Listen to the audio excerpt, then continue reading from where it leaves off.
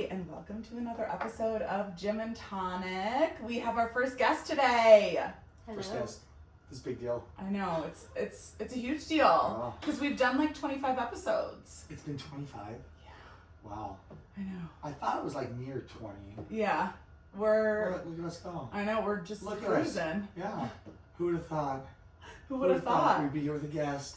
Like, I know. I think everybody was like, they're going to do like 3 episodes and then like, never come back again. Well, I was listening back in the days when y'all were telling like ghost stories about your The ghost stories. Your haunted living situation. Every once in a while, Robbie will get on an episode and Robbie will be like, "Are there any ghost updates?" I mean, it got me listening for a while. Yeah. I wonder how my tenants are doing with the ghost. They haven't Do you said want my anything about it. opinion? No, honestly. Yeah, Okay, that's your opinion is that it doesn't exist Well, yeah, they're fine. because there isn't a ghost. I mean, there might be a raccoon or something outside digging trash. You know I what? have to deal with that. My theory, well, and you know my theory. My theory is that the ghost existed or exists in the lower, the master bedroom downstairs, and nobody's living there right now. So the ghost is just chilling. Yeah, Okay. and the reason why I had issues is because my old roommate moved in there and displaced it, and it wasn't happy. So that's why they haven't had any issues, because nobody's living in there. They're living upstairs mostly. That's an interesting theory. Keep your opinions to yourself. I didn't say anything. Uh-huh. Yeah. It's just interesting. Okay. Anyway, we are stoked to have Lindsay here today. Lindsay's going to talk a little bit about her story, but before that, I'd love for you to introduce yourself.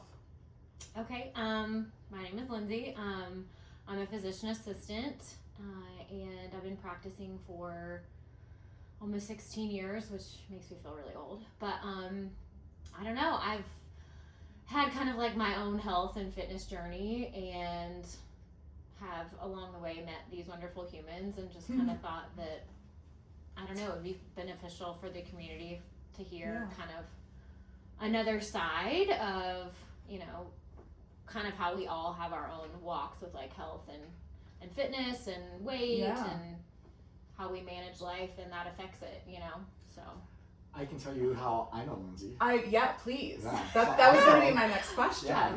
Me and Lindsay go way back. Me and Lindsay have a connection at Core Power Yoga. And Lindsay takes a lot of classes. I heard she's storied recently in that you all were taking levels quite a of bit. yoga. Yeah. So Yeah, you shared the last group class you came to, Daniel said something like, "Oh, what are you at, like 20 classes?" And you were like, "Actually, I'm at like 36. It was even more than I was like, damn. You take more, because I'm very proud of my class count, because I'm very dead. I'm in there a lot. Like, I'm in there a lot. So much, yeah. And I feel like I'm top tier for somebody that's in the studio all the time, and you have been in the studio more than me, for sure. She blows you out of the Yeah, water. but I definitely don't spend as much time. I mean, I do go to the gym, but I don't do the gym like you do the gym. Yeah, So. I do. Yeah, I do the gym. Yeah. But it's probably And I definitely don't run like you, so, Our time spent is probably pretty equal. Oh, yeah. In fitness. Yeah. For sure. Yeah. Not to mention the nutrition aspect, which is what I'm excited to talk to you about too. Yeah. Totally excited. So for those of you listening, we always talk about fitness, nutrition, how it applies to our daily lives. And the number one struggle that we usually find is with people with their health and fitness trying to lose weight. And something that's very rare is somebody trying to gain weight. And it's something that I've had to deal with. Like, it's hard for me to gain weight. Nothing like the challenge that you've had in these last few years. And I gotta tell you, you look incredible. Oh, You look fucking incredible. Yeah, you do. I know Art is, and if you're listening, Art's a legend in the yoga community. He goes to classes, and he's kind of a wild guy. And Art knows. He's like us. He's in a lot. He's in the gym a lot. He spends a lot of time in fitness, and he recognizes the efforts that you put in. So you're killing it. Well, I mean, I've had people that I didn't even like knew who I was, and like even a partner of a instructor at Core Power like said something to me. He was like, "Hey, I've seen you over the past few years, and like you've done a lot of work." Oh. and like for a dude that I don't even know to say that to me, that I didn't even, I was just like yeah, I have. You know, That's impressive. So it's nice when people recognize it. Yeah, because it's not sexy, it's not pretty, it's not fun it is fun a lot of the time, but the people around you make it fun, right? Yeah, for sure. Yeah, and I think that's what's so great about the core power community is that, like, at the end of the day, like, I drag myself there, and like by the time I leave, I'm in a better mood, or I see someone that, like, they don't know how I'm feeling inside, they just treat me as like, oh, there's Lindsay, she's gonna bring it, and like it makes me show up as that person that they expect me to be when I'm in class. Always, not how I'm feeling like when I just like want to lay at home and isolate and feel sorry for myself. Totally. Yeah. So if I can ask a couple questions. Yeah. If you're cool. Yeah. What's the lowest weight that you've been? I've in the never. last like 5 years. Okay, so the lowest I ever was that I know for my medical records was 62 pounds. Wow. And that was the last and hopefully only time ever that I put myself back into the hospital for like severe eating disorder. And when was that time? That was February of 2021. Wow. Okay, so So 5 years ago. Years. Yeah. So I just eclipsed 5 years. Yeah. So Good for you. I've doubled my body weight in 5 years. Wow. A lot of that was, probably the first half of that was in the first like 6 months, just because I was under medical supervision and that's what literally had to happen. And then the rest of it has kind of just been over time. And when you're trying to weight restore, it's the same thing as following a meal plan as far as if you're trying to, lose weight. It's just, it's not negotiable, and you have to, I just say it's like CDC, like commitment, discipline, and consistency. Mm-hmm. And like, it doesn't matter how you feel. Like, your feelings are not taken out on your food. Like, Wow. I literally was just like, no matter what is happening in my life, coping with food or making up for it in some other way, whether that's like purging or whatever, like, it's not negotiable. And for me, that I did struggle with substance abuse in the past, not to near the severity of my eating disorder, but that's kind of how you have to deal with having an addiction, right? Is like, food, I think food and exercise is way harder because you have to make peace with that every day, and you can't just like say Explain no. that. Well, as far as stopping alcohol and cocaine for me, that was more of a just like, no one's gonna ever tell you like, oh, drink till you black out, Yeah. or like, oh, let's go in the bathroom, like, no one ever encourages you to continue that type of behavior, right? So it's not as socially acceptable. Obviously, if I wanted to be a medical professional, like, probably not a good lifestyle to be in. So you just cut it off. Like, that's just not something you do. And most people in your life are never going to support you eating that way. But like, moving your body and eating food is something you have to do every day for the rest of your life. And so it's like, you have to make peace with your demon day in and day out, every morning when you wake up, every time you go to the grocery store, every time you choose to exercise or not exercise. And sometimes the things that even people that you love in your life are going to encourage you to do may not be congruent with like the needs of who you are health-wise or spiritually, and so it's a really lonely process sometimes in a world that like does not understand that, Yeah. so What do you think was the biggest tool that you used in the last 5 years? Like, is there one or multiple things? Like, what? Like, well, geez. without getting like too woo-woo, No, let's hear it. Yeah. okay, We want so to hear the woo-woo. no, it's Yeah, we woo-woo. want to hear. Yeah, we want to hear. Yeah, we So- love that. We're fans of ghosts. Give us the Okay, so I'm not super religious. I would say I'm very spiritual because like I just, nature is like my soul. But so my mom was my best friend and was the only person that ever like really never gave up on me. But she also kind of gave me permission of like, hey, if this is like she was the only person that was like, I see you and I see how much you're suffering and I know that you wouldn't choose this. So like, if it's too hard, like, I'm here with you if you die. Like literally. So my mom got diagnosed with pancreatic cancer, and she was a person that like generally you look at her and she did everything right in life. And as a medical provider, I knew what that meant. Like my mom was gonna die, right? This is in the middle of COVID, 2020. Okay. Oh my God. All the fucking things, right? Yeah. So like I can't really go visit her.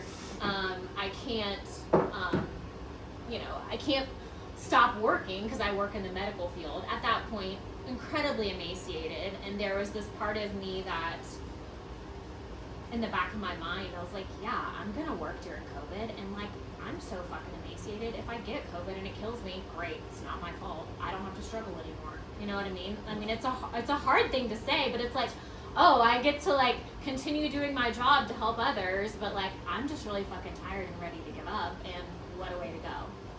So long story short, I go and visit my mom Christmas of 2020. She's only had cancer for like 3 months, but she's already like going down the toilet. And at that point, my weight is somewhere in the low 60s. And I just remember going to visit her against any kind of medical advice, but she wanted me to be there, so. Was she in hospice? No, not yet, No, not okay. yet. I mean, but this was COVID, so it was like it was like you can even like get a hospice bed, and like, do we put her in hospice, and then my dad can't even see her, you know? So yeah. Long story short, I end up being like, the only fucking thing I can do for my mom right now is not die before her. Oh. So December I went to visit her, and I was just like, I'm not so sure that I'm gonna outlive her, because like this is ugly. I'm not doing good. All the things. So February 2021 is when I put myself back in the hospital. Thankfully, Denver Health has the only ICU for eating disorders in the entire world. I had been a patient there before I even lived here, and that's kind of how I ended up here. Wow. But so I was there for 6 weeks just getting medically stabilized. And when I say medically stabilized, like you're not allowed to walk. You have a nurse in your room 24/7. You can't shower by yourself. You're on a heart monitor. You get lab work every morning. I mean, it is literally like they treat you like you are going to fall over and die if you sneeze. And like, they're not wrong. So fast forward, inpatient to then a residential program in California to a step down program in North Carolina to transitioning back to Denver to my mom passing away in September of 2021. I literally don't know why I didn't relapse, other than I put myself back into treatment because I knew the best thing I could do for her was not die before her. But one of the biggest blessings was that I got to be at my mom's funeral, and everyone in the room wasn't staring at me for once, because I didn't look like Tales from the Crypt walking around. You know, they got to actually be there to celebrate my mom, and I didn't have to walk into my mom's funeral looking like I was gonna die. Which to me, that was just like, I love that I get to be here, and all the attention's not on me right now. You know? Awesome. So then I just, I guess I just committed long enough that time to just being like, I'm just gonna keep doing what they tell me. I hate this body that I'm in. It feels unfamiliar. It feels like it doesn't belong to me. I'm so uncomfortable.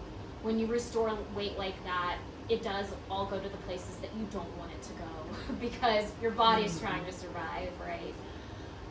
But if you do continue to feed your body long enough and continue to lift weights and be moderate about things, it will learn to trust you again. And I'm case in point, because I have pretty low body fat, but like I promised you 3 or 4 years ago, that was not the case. But So let's talk about that. What when you say that the weight goes to different areas? like it all goes to your stomach first, 100%. Okay. And that's because first of all, when you weight restore like that, they have you gaining weight very quickly, and it's because it is a life or death matter. And most of the time, people are hypermetabolic in that state, and I know that biologically it doesn't make sense. But what does that mean, hypermetabolic? Like I was having my meal plan was around like 5,500 calories a day. Wow. Okay, so wow. Yeah. So all you're doing is eating. Like, Yeah. that's your job. So you eat 6 times a day. Yeah, and that's tough for me. And then like that's tough for me too. you're with meals, you're drinking like Boost. So like no water with your meals. Like you're having another 530 calorie 8-ounce beverage with your 800 calorie meal, and you're doing that 6 times a day. Wow. And then you're also trying to, you know, they're monitoring your electrolyte shifts. You're getting, I mean, you want to talk about like bloating and edema. I mean, you have to wear like, I mean, your legs swell. I mean, it is, there is nothing about refeeding that is sexy. Like, let me tell you. But, yeah, so eventually that starts to calm down. But I mean, the reason is because you're not putting on mass. Like, you're literally doing cellular repair because your organs are dying. So it's like, that's going to your heart, that's going to your intestines, that's going to your liver. I mean, people in starvation, their liver enzymes look like someone who's been drinking alcohol, but it's because it's like over functioning to break down any cholesterol or fats in the body to try to help you survive. Yeah, I think I watched Band of Brothers. I saw this recently. I've never seen it before. But they stumble across the concentration camps. That's like kind of how the show ends. Yeah. And the guys start passing out chocolate and they're passing out candy and stuff and then one of the majors comes out and was like, stop, you know, and it was like heartbreaking to see. He's like, hey, you can't feed them right now. Like, they need a doctor to come in. It's something that we don't think about. You're like, oh yeah, just eat food. Yeah. It's like, no, it doesn't work like that. You know, like I can't, you know, I can't comprehend it, you know. I mean, and I would never wish that process on like my worst enemy, you know. But I just don't think that people understand how severe eating disorders can be. But even more importantly, that I am the exception to the rule. Like, severely restrictive anorexia is like 7% of eating disorders. That's why there's one ICU in the entire world that needs to take care of people that were as sick as I was. Most people that I was ever in residential treatment with, after being in it 13 times, this is like after you get out of the hospital, right? A lot of them are normal weight because purging, laxative abuse, like chronic yo-yo dieting is sometimes even more dangerous to refeed from than just restrictive anorexia. And so like a lot of those people don't get any validation, they don't get any treatment, insurance won't pay for anything just because like they didn't look like me. Wow.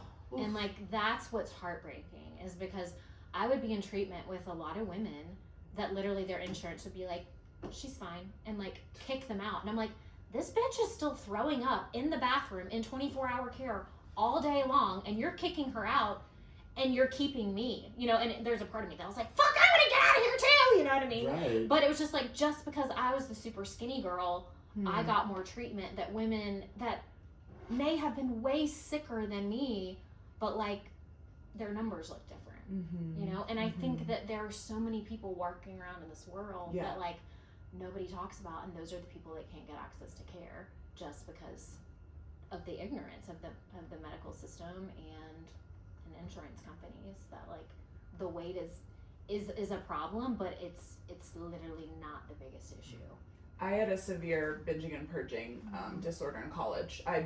Mine was mainly laxative abuse, and I almost overdosed on laxatives 3 times. God, see, this is wild. I'm going to be honest with you. I've never heard of laxative abuse. I mean, I've never even heard of that. So I have been in treatment. I know this sounds crazy, but I always thought it was vomiting. No, because well, you can speak to this as well, but women or anyone who uses laxatives, because I mean, when I was at Denver Health, there were men there with me. No, I'm sure. And men are honestly don't do as well as women because they don't have any fat stores like women do.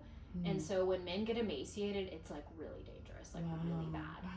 But I have been in treatment with women in their 40s that are in diapers because they have like their colon, the muscles in their colon don't, like, they literally drip out of their like, that's how far they have abused laxatives, because they get addicted basically to Yeah. feeling empty all the time. Yeah. You know, and it's like, and unfortunately, that's like all your electrolytes, all your water. Oh, yeah. Like, I mean, it's just Everything you need. yeah. Mm-hmm. And then if you're throwing up and using laxatives, which thank God, like, was never a part of what I did. Like, I mean, that's very fucking dangerous. I mean, your potassium is off, like, your heart stops. It doesn't matter if you're 150 pounds or 50 pounds. Like, stuff like that, those electrolyte shifts, like, lights out immediately. And that's why people like me were on a heart monitor 24/7, you know? Wow. Yeah, it's So, crazy. so you said that you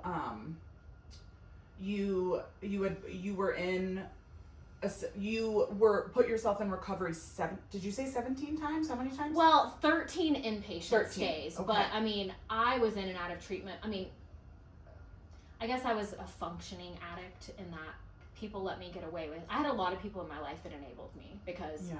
I made good grades. I was still going to school. I was still doing my job. Like, well, you know, like, she could be doing worse things like drinking and snorting cocaine, right? So it's like, I mean, there were times in my career that I was assisting in surgery at 70 pounds. And, like, nobody ever said shit to me. Wow. You know? And Yeah. it's like, well, if I was drunk in the operating room, they would have said something, you know? But what I think the woo-woo thing about it is that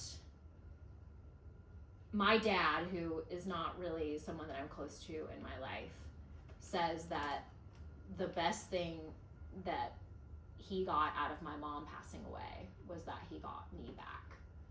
And there really, when I went into the hospital, like, there really was not a will for me to live. Like, I literally had no other purpose other than, like, I'm just gonna fucking do this so just she knows that I'm safe, and, like, I can know that my mom's doing chemo and she's not worried about me.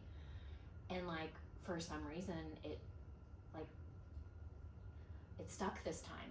I mean, not that it's not a daily decision now, but it's definitely not like it was, you know? And I've maintained a quality of health that has created this, like, life for myself that I never even imagined. And I know that sounds woo-woo also, but it's like, I had never hiked, I had never skied, like, I didn't grow up doing outdoor things, and, like, now it's like my entire identity. And I love those things enough that even on the worst days, I'm just like, that all goes away. You know, when you, I mean, at 60 something pounds, it's effortful to walk up a flight of stairs. Right? I mean, right. I could compulsively walk 20 miles a day if I wanted to, because, you know, I mean, you can walk, like, you'll find a way to walk. So, I mean, that was my form of exercise when I was that small, but it's like, You couldn't have gone up a mountain. oh, fuck no, you know? And, like, No now way. I'm climbing volcanoes in different countries over 19,000 feet, and, like, Yeah. skiing's not fun unless you're warm, right? It's hard to be warm, and, you know, and I mean, I had osteoporosis so severely that, like, I fell down the stairs and broke my pelvis at, like, 34, you know? And so now I bust ass on skis going 50 miles an hour and get right back up. That was going to be another one of my So- questions for you. Do you have any lasting effects from the anorexia?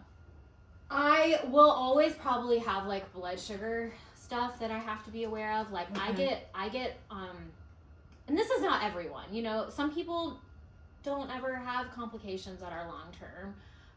You know, I get postprandial hypoglycemia, which I'm asymptomatic most of the time. And if people don't know what that means, that after I eat, like, I've had blood work done, and, like, my, like, blood glucose will be, like, high 30s. And people are always like, you know, are you dizzy? And I'm not, but, like, that's pretty dangerous, and your blood sugar shouldn't do that. But that's still, you know, maybe in, like, 5 or 10 more years, like, my blood sugar won't be doing that, but it's still my body showing that, like, oh, when you eat, we're gonna get all that glucose in your muscles, like, really fast. Because when you eat food, you know, you're supposed to, like, you know, eat a carbohydrate meal, and when you do your blood sugar, if you're not fasting, it should be, like, you know, 105, like 95, whatever.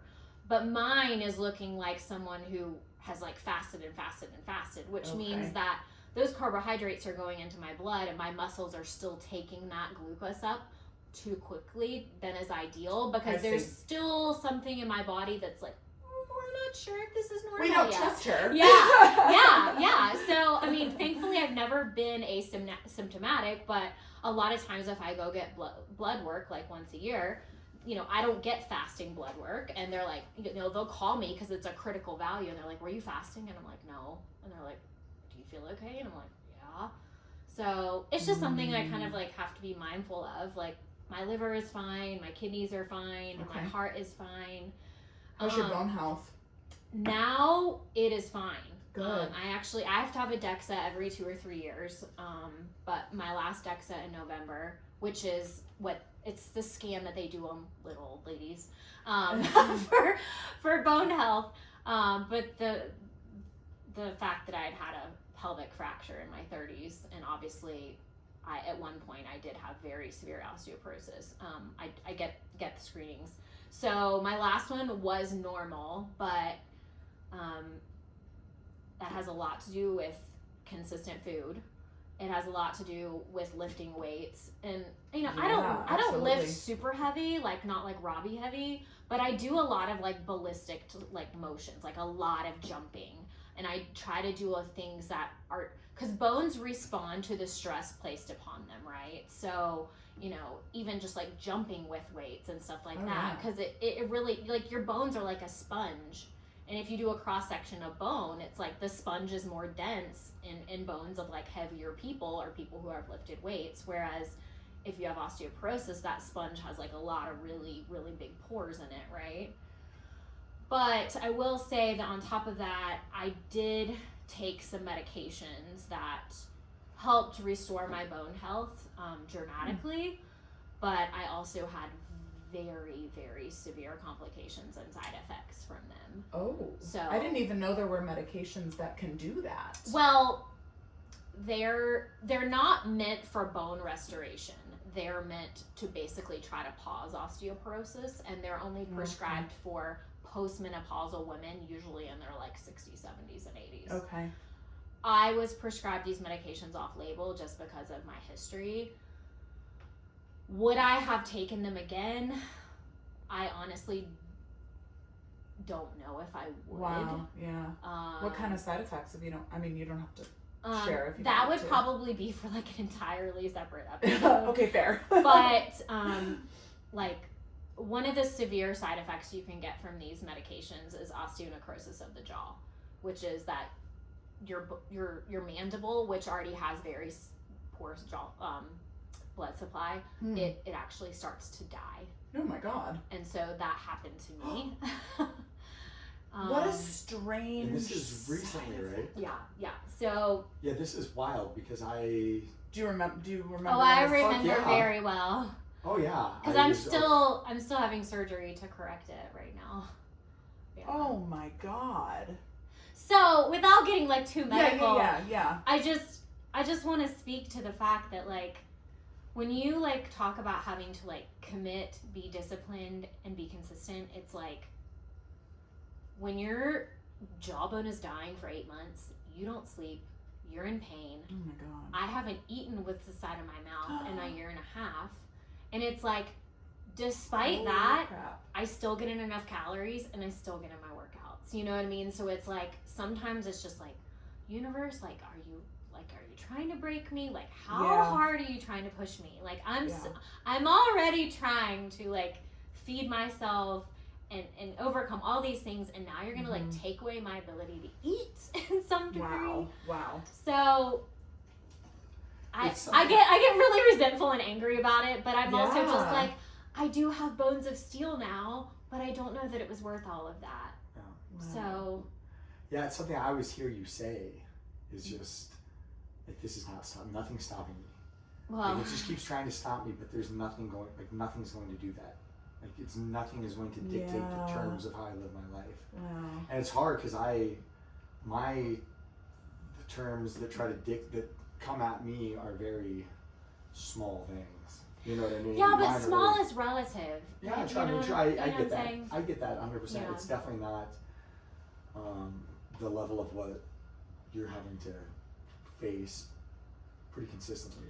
Can I ask you,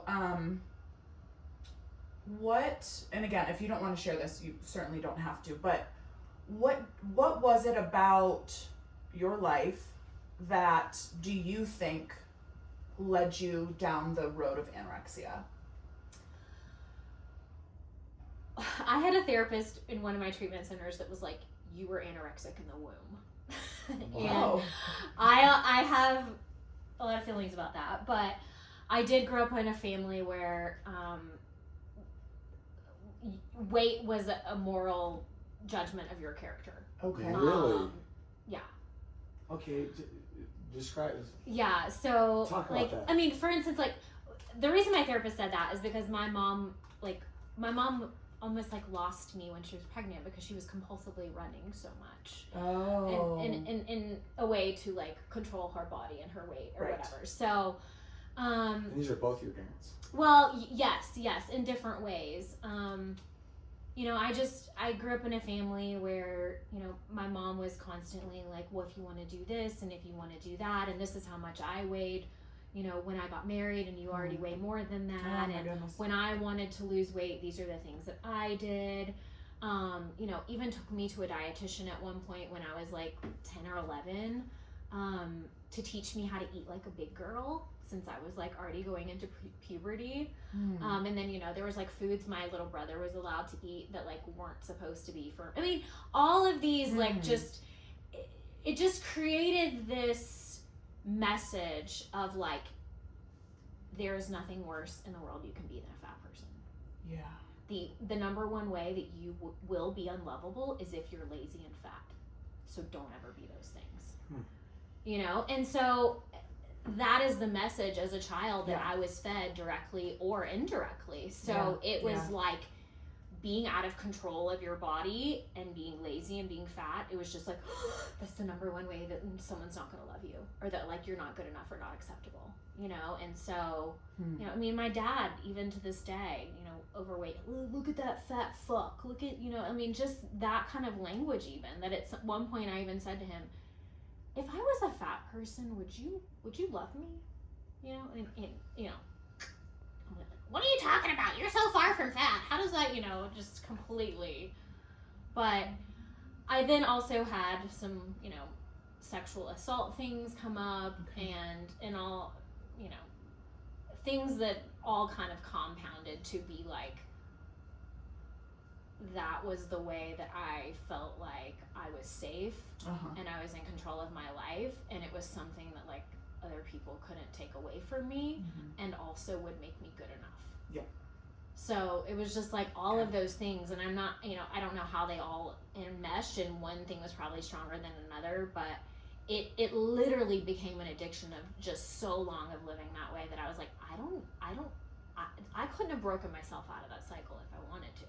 Like it was like like there was like no awareness, you know. It literally is like being an addict, and then when you're that brain starved, you have no capacity You're not to pull making yourself good out of it. decisions now. You literally don't. Wow.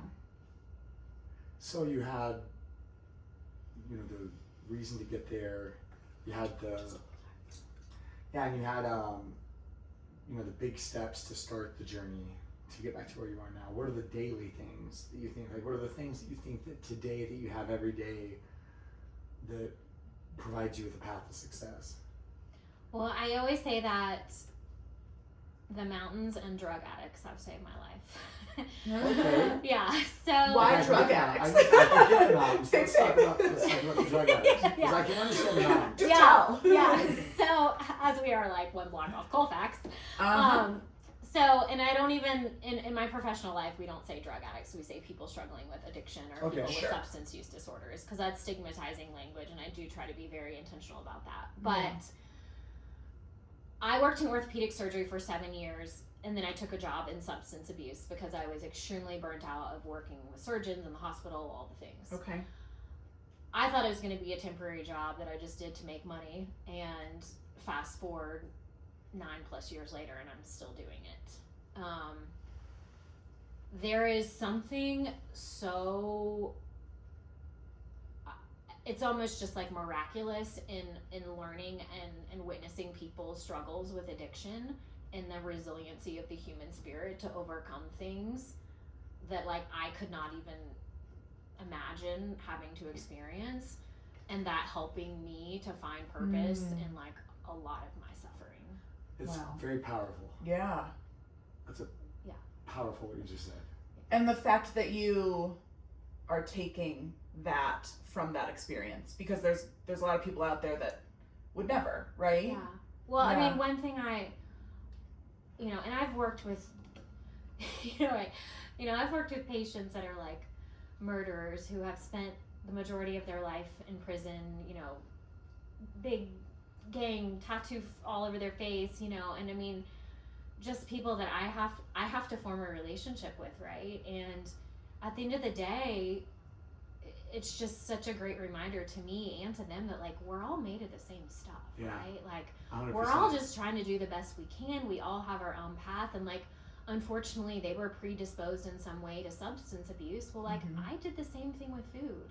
Like I wasn't committing crime or like hurting other people illicitly, but like I did a lot of really shady things and like sometimes illegal things in support of my eating disorder, and was not, I never had friends. I like have never had a serious relationship in my life because like my number one priority was that, and nothing, like I had no space for anything else. And that's the same as someone that's struggling with like a substance use disorder. So it's almost like in the worst of times, and even now, it's like this in some way gives me purpose for like all of the things that I went through, that like if I can show up for these people and just hold space for them in a non-judgmental way, especially in a way that like most small Caucasian women don't, that they interact with like in their world, then like I'm doing something good with my life. Yeah. You're fucking crushing it. Well, and I get to make money doing it, so I mean that's even better. So well, you are, it's not just your your physique and the way that you have handled yourself. It's like who you are. Everybody loves you. Like everybody loves you. I don't feel that way. Yeah, it's just hearing what people say about you and your contribution to the group, like just little things like it, because you're on set, and so set, what that means at Core Power Yoga is the studio experience team, and they're the people that handle everything like behind the scenes, I like scrub a lot of toilets. Yeah, but she's always so willing to help everyone in any way, and that, that's, I love you, there's I thought everybody on set's great, and the same thing at the Littleton Studios, and everybody at set, it's like, yeah, you're contributing, but there's to the level of which you contribute and that you try to help the team. It's like in our group chat, people that need help with anything, you're always the one that's helping, Well, to circle back to like how we even know each other, like my mom passed away and she was my best friend, and then I still have my dad, but he and I are not close, and then I have a brother that is not in my life, but besides that, like I don't have family really. So that community has really become like my second home, like, and I live alone, and I have a wonderful dog and I have great friends, but I don't go home to anyone at night. I don't wake up to anyone in the morning, and so just being able to be there and be like, okay, this is like my home away from home, and I take pride in people wanting to be there because I know how like special that space is for me, and like special. It's and magic. and like I said in the beginning, it's like there are days that I'm just like, if I just passed away in my house, like how long would it take anyone to even notice, but it's like, no, just get up and go, just get out, and like a lot of times that's the place that I show up, because that's where I know that I'm safe, and I always feel better when I leave, and I think it's also important to talk about, like, I'm not just a sculptor, like I don't, you're a yogi, like everyone, you're an actual yogi, because out of all the yoga classes you take, what percentage is sculpt? Like 5? No, I take sculpt. I would probably say I take twice as many C2s as I do sculpts. But I do sculpt if I'm in hot power fusions. I do take HPF. Like I'll take Ruthie's and stuff. That's new though. I used to not really like HPF. It's different. HPF. So those of you that don't know, HPF stands for Hot Power Fusion, which is a blend of vinyasa and hot style yoga, and it's in a heated room. It's very uncomfortable. Being in the heated room. And you don't really move much, and so for me, it's like, okay, like yes, that's same. I feel that. So that has actually been like a new challenge to me, but I've actually learned to really like it. Like doing it doing it before Sculpt is actually my favorite. Oh wow, okay, because I'm the opposite. Yeah, so because I feel like it gets me sweating, it gets me like stretched out, and then like in Sculpt, then by the time I go into Sculpt, I'm like, oh okay, Let's like go. I don't need the warm up, you know what I mean? Yeah. Because sometimes I come into Sculpt and I'm like, this is pretty aggressive. I'm like, I feel that every time. yeah, I'm like 7 minutes in and you're asking me to do a burpee, like excuse me. Excuse me. Yeah, it is. It's pretty aggressive. Yeah. Oh So my gosh. no, and I do I've think always viewed you as not just a sculptor, as a yogi. Yeah. And which Because most sculptors are not yogis. yeah, you know? yeah, it's rare And that I don't find mean people that want to do derogatorily. both. Yeah. Yes, I don't mean it derogatorily, but Well, I don't necessarily put Sculpt in like the yoga No, it's not. category. It's kind I of. put it in the yoga. hip category. Yeah. it's. Yeah. I mean, it's both, but- Well, it's yoga in the sense that everything is yoga. Right. But when you think of yoga, burpees are not there. Yeah. Like yoga usually is with Turkish get-ups Let are alone not, like not a yoga 130 pose. burpees like y'all do. Yes, we do a lot of burpees. Yes. Yeah. But that all being said, I came from an endurance athlete Mhm. background, and I thought yoga was the stupidest fucking thing ever. I agree. And the only time I ever did it was I had a therapist in Birmingham in one of my treatment programs. It was like, in order to be here, you have to do yoga. And I was like, God damn. Oh, God. I mean, and I used to be obnoxious in these classes. Like, they'd ask you to lay down. I'd be doing crunches, you know. Yeah. I'd be like, maybe they'll think I'm so obnoxious, they'll tell me I can't come anymore, you Yeah. know? Wow. Like, Wow. fast forward Yeah. that I finally got to a point that yoga was like literally the only thing that I was like allowed to do. And I was just like, okay, I can either like embrace this or like not do anything. Right. And then like really realize that like even when you are doing yoga and it feels like nothing, like if you are focusing on your breath and you are being intentional with your movement and you are engaging your arms and you are using blocks and whatever, you can build strength. Without a and doubt. 100%. And I don't think people get that. Yeah. Because I do see people in C2 that they're like, you know, and I'm like, they're like, and people say like, you can't get anything out of yoga. I'm like, if you are doing yoga to the truest sense and you are For sure. engaging and you are being intentional and you are slowing down and you spending time under tension and the full range of motion, you will build strength in yoga. Yeah. And not sculpt yoga. Strength is just putting resistance. Yeah, yeah. That's how it's. So you have body to have weight resistance is counts. 100%. Some of the strongest guys I've seen are the Indian yoga. Well, and like the guys that- calisthenics But workouts, some of right? the stuff Like, they're doing is like that's the strongest stuff I've ever seen. You know, it's like we always look at like deadlifts. Deadlifts are, you know, you're pulling very heavy weight. That's Yeah. strength. And some of the strongest guys I've seen are dudes that just do Nordic curls, yeah. and that's just their body weight. You know, the Nordic curls where you're just holding your legs and you're having to lift. Literally the hardest thing. It's it's so hard. You have to be so. I don't know. I don't even feel know like if I your know a hamstrings person that are can do gonna that up off the ground. I've seen snap. videos of guys Yeah. that can do it, but Well, I mean, and that's why I got like so obsessed with like learning handstands and stuff. I mean, and sculpt and lifting has helped with that, but it's just like there is so much upper body strength, core strength, back strength, hamstring flexibility, like all of those things that go into it, right? Yeah. And I mean, even when you have us doing stuff like, you know, and I always have my like arms above my head or whatever. It's just like because I want to be 75 years old on an airplane and I want to lift my luggage into the overhead compartment and I want someone to be able to bump into me and everyone's not like, oh, I'm gonna be like,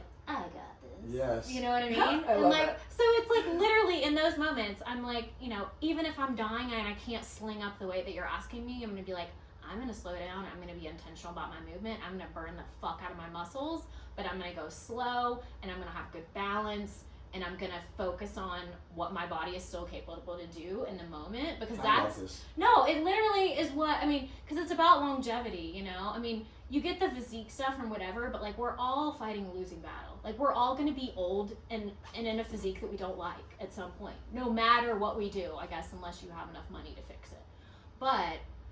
You know, I think the longer that you are in fitness, you start to realize that, like, what's just gonna give me, like, a fucking bomb-ass life to be able to do the things I want to do with the people I want to do them with, because health is happiness and fitness is freedom, and that should be the goal. This is like the best episode we've ever had, and I it's like not even close. know, and you've Yeah, been you're- just like a stream of consciousness Yeah. of like all the best things. Like, it's been great. So Well- before we started, we didn't. And I was like, No. you plug the fucking microphone in. We need to get her because she was talking before this went. And I was like, get this on. Get now. this on tape. Yes, now. Yeah. Well, yeah, I'm kind of all over the place. So like, No, you haven't been though. Okay, It's been very continuous, honestly. Okay. Yeah, and cohesive. It's been great.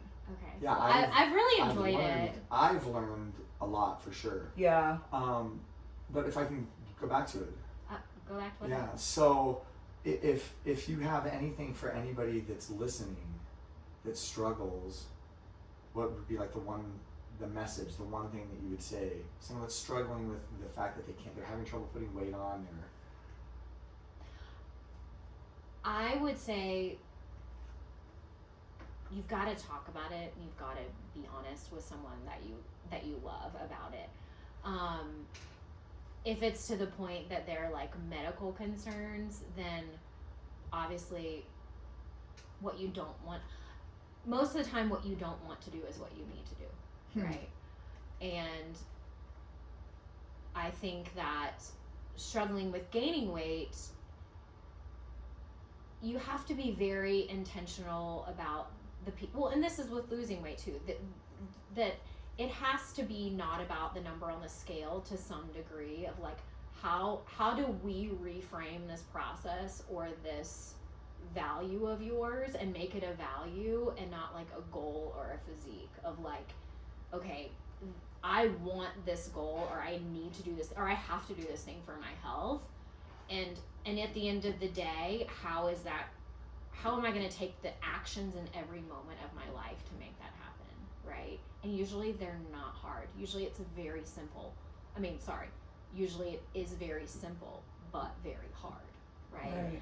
Because we're living in a world that pushes us away from these just like basic human needs, like sleeping enough, drinking enough water, eating food that's not poison. And I don't get crazy about that because there's only so much we can handle, right?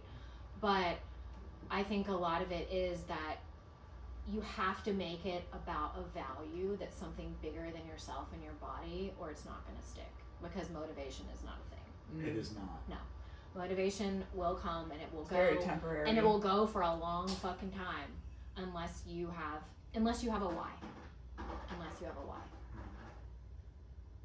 Yeah, I feel that to my core. So you probably also would recommend that somebody look internally and figure out what their why is. Yeah. So a lot of it is based in what's called acceptance and commitment therapy. But it's basically you define the values that you have in your life. And I've heard you talk a lot about values, like your buckets that you have and that kind of stuff. But realizing that if those are truly your values and what you want in your life, then a lot of the steps you have to do to get there on the daily, you're not going to want to do. Like, if you want to have good teeth, you have to brush your teeth and floss your teeth, right? But like, I'd say like 5 times out of 10, most of us don't want to fucking brush our teeth in the morning. You know what I mean? Like, it's a pain. Or at night. Yeah, exactly. But it's like, you value good dental health enough to do those things. And so that's a very simple example, but you know, but that's a good analogy. If you want to be an old lady that can lift her luggage into the overhead compartment, then like you better eat your protein and you better sleep and you better lift your weights. You know? It's just those, and I know it seems woo woo and you know, and kind of really hard in the moment to remember, but like those whys have to be the core of every action that you take every day towards yourself and towards others. Because every decision that you make about your self-care is a vote of self-respect for the person that you want to be in the world. Yeah. Oof. Love that. How do you feel now? Like when you go into yoga, you walk into a yoga class right now, there's 40 people in there, you walk in. I'm excited. Yeah.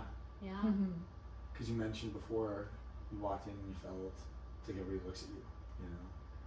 Well, it's completely empowering. I mean, like a sculpt class is like, depending on who's there, I'm like, Yeah. okay, let's go. Right. You know what I mean? Yeah. And then some days I'm just like, oh, this is gonna hurt.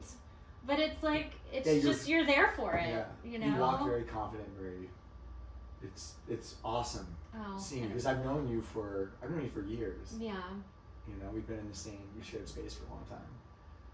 Yeah. And actually even longer, there's before COVID, I lived in a different area of town, and I actually had a teacher at the Cherry Creek studio a couple of months ago now, and she looked at me at the end of a sculpt class and she goes, "Hey Lindsay, do you mind if I share something about you?" And I was like, "Oh my god." She did this in front of the group. Yes, like Oh, the wow. entire class. And I was like, "Okay." And she's just like, "I just want everyone in this room to know that this girl just climbed a volcano that was 19,000 feet in another Wow. country." And she was like, 7 years ago, she used to come in this class so thin that people would ask me to have her leave the class. Yeah. Oh my god. And she was like, and I didn't, and now she's the strongest one in here. You know, so, and I started crying. And I was like, well, that's not what I don't know what I thought she was going to say, but. Yeah, it's fun. I'd be open to. But Yeah, I've had people have said that to me before. And it blows my mind away. You know, I've had other people, they come up and go, "Hey, you need to say something." I'm like, "Yeah, that's outside of my scope of practice." You know what I mean? Like, if you come up and talk to me about it, we can talk about anything, you know, but I've known, you know, in the space that I've been there, I've known a couple people that have struggled with what you struggled with. But this is the first time I've ever spoken about it. Yeah. This is the first time me and you have ever spoken about this. Well, I mean, Ever. and I mean, there are women that are in classes with me, like, and, you know, and sometimes they'll end up being right beside me. And it's like, I just feel like sometimes, I feel like it's supposed to be triggering to me, but it's not. Does that make sense? Well, that's good, yeah. Yeah, but I just look at them and I'm like, even as someone who, like, I understand, like, I just feel like it's not my place, you know, and I know as someone who's been even sicker than they are, that, like, unless they're willing to address it or they're ready to address it, I'm only going to further push them Totally. away. So, like, all I can do is be kind to them and welcome them and treat them like everyone else that's there. Because it's no one's space but ours. And for anyone to say that anyone should not be allowed in that space, it goes against everything that yoga is about. Oh yeah, absolutely. You know. Oh yeah, and also you can't convince somebody to do something that they're not ready for. Like, and it's also like there's so much that's behind it. Like, you know, if their family doesn't think it's a problem, if they're still you know, it's like, well, if this is one place that they feel safe coming, then the last thing you want to do is push them If away. this is the one thing they look forward to all day, 100%. and they feel safe there, and you're taking that away from them. Oof. Yeah, I mean, is it medically safe? Do I feel like sometimes I'm like, I'm a medical provider, I should be able to say something, and I'm like, but right now I'm not. Yeah. I'm just a person in the same place exercising with point. another person, you know? And I mean, there have been times that I've practiced beside women, you know, in Littleton, Cherry Creek, whatever, and I'm like tearful afterwards because I've been beside women that are half the size of me, and I'm just like, they have no idea what, like, could happen. But they also have no idea of, like... But also maybe they do. Yeah. But I'm also just like, I wish I could tell you, like, these are all the things that I can do in my life now that I didn't used to be able to do when I was smaller than you know? And it's just like, but if they had awareness around it, they wouldn't be living that way, right?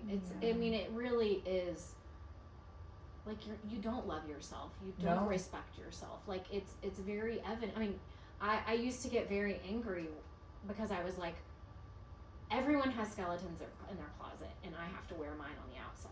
So everyone judges me all day, every day, because they can see my skeletons, right? Yeah. But, like, nobody else has to walk around with their shit all exposed to everyone, you know?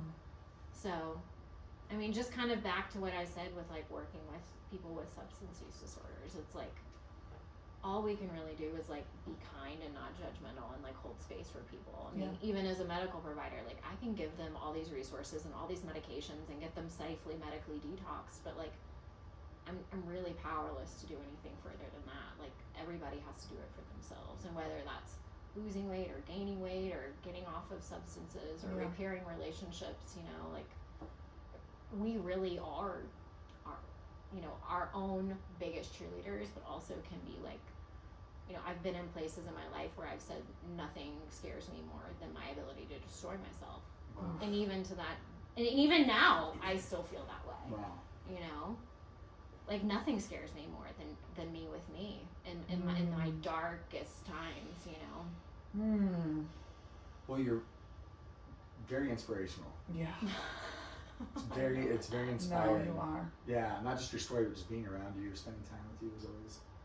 Well, thanks for having me. Yeah, you crush it, you know. I didn't realize I was your first guest ever. Yeah. Your first guest. Yeah. That's crazy. Yeah. Oh, this is the start of something kind of cool. Yeah, and I just, you know, let's go. I hope I, you know, got to kind of expose, you know, a population of people or a way of struggling that a lot of people just aren't aware of. Yeah. And so we'll just ask that really quick then before we just resources. What are resources that people can use that are struggling with addiction or substance abuse? Well, substance abuse wise, I used to work for a company called Porchlight Health. They're the biggest outpatient substance abuse group in Colorado. They are wonderful as far as providing outpatient addiction treatment services. As far as eating disorders, there's so many amazing resources in Colorado, actually. Wow, okay. That's kind of how I ended up here. Wow, okay. But Denver Acute, which is for people that are extremely medically unstable, is just down at Denver Health. There's also the Eating Recovery Center. There's another place on Colorado Boulevard they can't think of. There's quite a few places in Boulder, like, you know, intensive outpatient programs where people can do stuff at night online. Oh, okay. I mean, pretty much every level of care is here in Denver in some way. And honestly, I know this is not really supposed to be like a soliciting thing, but like, if anyone ever does have questions about like getting help for substance abuse or getting linked up with stuff with eating disorders, like, I know everybody in the business. Okay, cool. Well, then let's from all levels of care. Let's talk about how do we get in touch with you? Yeah, plug yourself. Well, my Instagram handle is Thrive Unbound, so THRIVE .unbound. My name is Lindsay Schillinglaw, so that's probably the easiest way to just like reach out to me. Unbound. Yeah. Yes. And my photo, I think my photo on there is me doing firefly pose on the top of a mountain with my helmet on. So yogi like mountaineer, it'll be pretty obvious. So yeah, happy to help anybody. Yeah. For sure. Yeah, and she means that. No, she literally. Is I would be happy honored. to help. I would be know this honored. personally from being around her. Yeah. She loves to help. Yeah, and thank you for being on. We'd love to have you on again at some I'm point. like, I know, literally. I'm like, Yeah, what else can we ask her? I know, it's kind of funny. Before we sat down at the beginning, we're like, okay, let's kind of figure out the timeline of what we're going to talk about. And she just kind of went, I was like, plug it in. Plug her in now. You know? Amy, get going. Yeah, you need to write a book. Oh, You're yeah. the third person that's told me Yeah, you that need in to like do the it. past 6 months. Yeah, you've got it. So I don't know. We'll You've see. got it's not just the story; it's the way in which you tell the story. Yeah, That's- absolutely. It's it's touching, powerful things that you say. Thank you. Yeah, the way that you look at the scenarios it's empowering. It's been a journey. Yeah. It still is a journey. It's always It a will journey. always be a journey. Yes. I And love it's that. about the journey, right? That's what it's about. It's not necessarily about the destination. Oh. Yeah. Cool. Well, on that note, I think we can Thank you call for tuning it. in. But yeah, thank you so much for joining us. This was such a pleasure. Yeah. Such a pleasure. Well, And thank you for being interested. we'll see you next time. I hope Yes. so. Yes. All right, and everybody, you know where to find us. 3 Boys and Dad, Chasing Amy, Hyro Lopez.303, and then the gym is at C2F Arvada. Follow us on YouTube at Gym Tonic CO. We post, we video all these podcast episodes, and I'm back getting Robbie's workouts on there again. Yeah, So go look at our shorts because a lot of his workouts are up there, and you can follow along for some really good workouts. Too, And I also support Robbie on the ice cream as a good Yes. nutrition option. Let's go. I'm on team ice cream. Let's go. I love it. All right. We'll see you guys next time. Thank you.